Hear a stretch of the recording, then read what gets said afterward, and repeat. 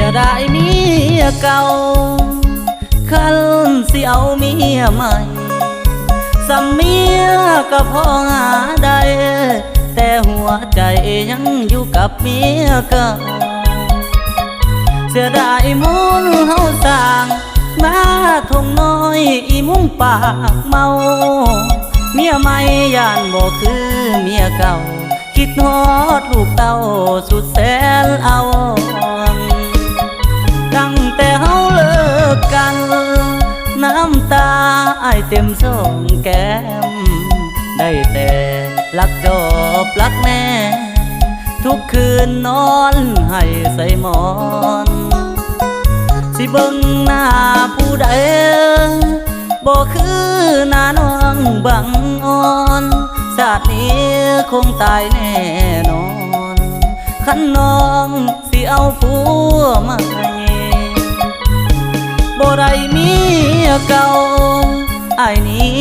คงตายแท้ๆมันคงบ่มียาแก้อาการคิดฮอดทางใจ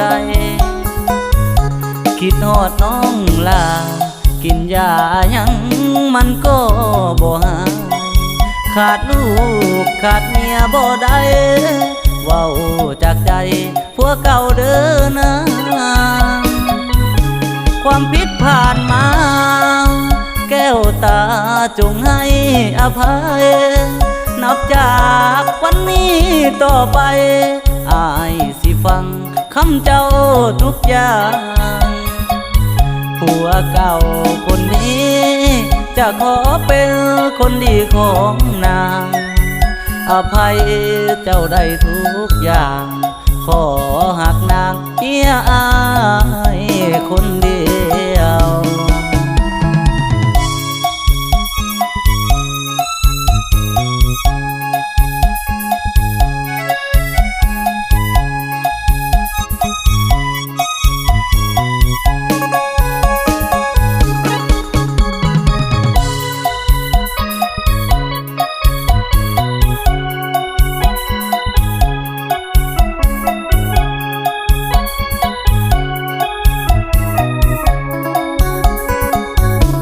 บ่ได้เมี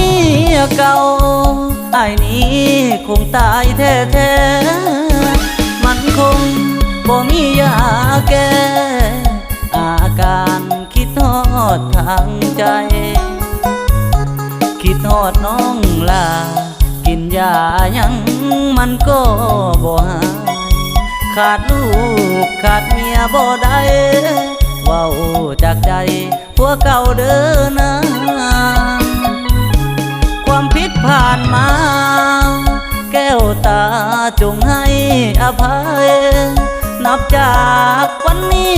ต่อไปอ้ายสิฟังคำเจ้าทุกอย่างผัวเก่าคนนี้